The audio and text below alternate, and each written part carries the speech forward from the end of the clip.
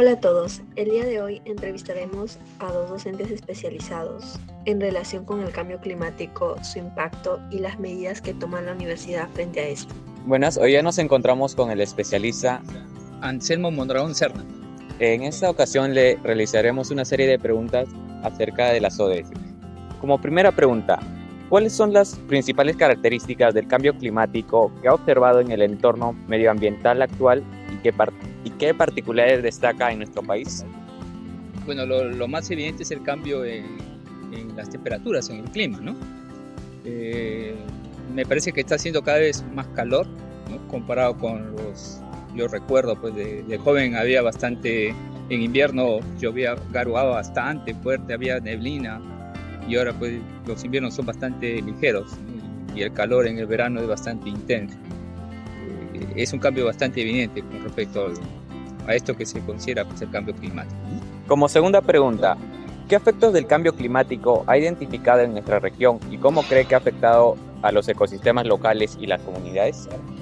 Bueno, pues como mencionaba, específicamente en la temperatura, se hace que algunos seres vivos pues tengan que adaptarse, ¿no? Y se ve, pues por ejemplo, hay más incidencia hay dengue ahora, ¿no? O sea, hay más mosquitos, ¿no? Incluso en el entorno ya de ciudad se ven pues cosas con más frecuencia, el caso de malaria y el dengue, pues básicamente, ¿no? Y eso significa pues que el cambio de la temperatura hace que estos insectos, que son los vectores de la enfermedad, ¿no? Convivan en nuestro entorno en ciudad, que usualmente no es lo esperado, ¿no? Y como última pregunta, ¿de qué manera considera que la Universidad Científica del Sur y otras universidades puedan contribuir desde su rol de responsabilidad social universitaria a la mitigación del cambio climático?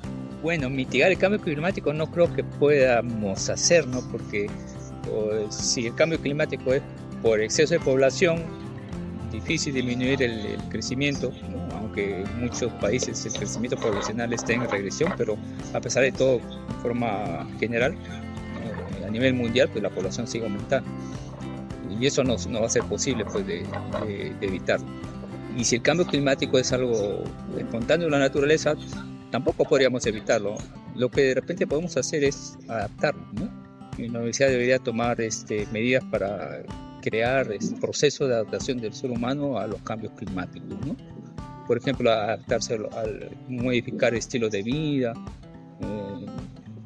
específicamente con respecto a los mosquitos, ¿no? Evitar que se dejen recipientes de agua abiertos, floreros, etcétera, ¿no? Ese tipo de estrategias para adaptar, básicamente. Buenas tardes, nos encontramos con el especialista. ¿Qué tal? Me llamo Sergio Toledo, soy médico internista de profesión. La primera pregunta es, ¿cuáles son las principales características del cambio climático que ha observado en el entorno medioambiental actual y qué particularidades destaca en nuestro país? Bueno, el cambio climático en nuestro país sobre todo obedece a cambios en las microrregiones y son microclimas. Desgraciadamente el cambio climático ya desde hace unos 10, 15 años aproximadamente se ha notado con mayor evidencia, sobre todo con los cambios bruscos de temperatura, cambios en los distintos ecosistemas, porque también la temperatura afecta las distintas especies que habitan en determinadas zonas, ¿no? Eso respondiendo a la primera parte, cómo se ha manifestado con las migraciones tanto de las especies, cambios también en las enfermedades que se pueden ver en nuestro ambiente. Anteriormente habían algunas enfermedades que se podían ver netamente en la zona selvática, ahora en la zona selvática también tenemos en nuestro medio un ambiente urbano, entonces eso creo que también contribuye al cambio climático. La segunda pregunta es, ¿qué efectos del cambio climático ha identificado en nuestra región y cómo cree que han afectado a los ecosistemas locales y a las comunidades? Esta pregunta la puedo responder utilizando la primera, es decir, el microclima que también se puede haber debido al progreso de las industrias, al exceso tanto de población, de polución, de haber invadido algunas zonas que antiguamente eran netamente para algunas especies que podrían haber estado en riesgo de extinción, en peligro de reproducción, va continuamente en aumento. O sea, lamentablemente por la misma contaminación ambiental, los distintos factores que contribuyen a la tala de árboles, a la contaminación, hacen que nuestro medio también pierda las especies que antiguamente teníamos en determinado litoral. Eso es lo que les puedo opinar al respecto. Con respecto a la tercera pregunta es, ¿de qué manera considera que la Universidad Científica del Sur y otras universidades pueden contribuir desde su rol en la responsabilidad social universitaria a la mitigación del cambio climático? Bueno, mediante la investigación. Esta es una universidad que forja distintas áreas de la ciencia, de ciencias humanas.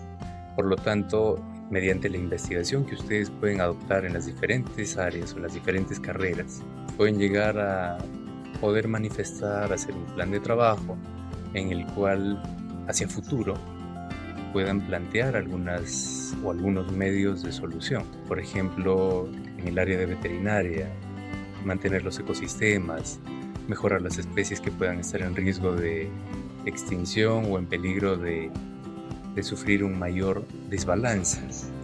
Del mismo modo, en las áreas médicas, por ejemplo, las personas que puedan orientar bien a una población a algunos vectores, como por ejemplo los insectos, cerdos, ¿no? Todo lo que implique contaminación ambiental lo pueden ir mejorando. Incluso las áreas de humanidades, como por ejemplo ingeniería ambiental, que también pueden lograr el cambio siempre y cuando se planteen ustedes alguna característica o algunos errores que se ve en nuestro medio y sobre todo para poder corregirlo.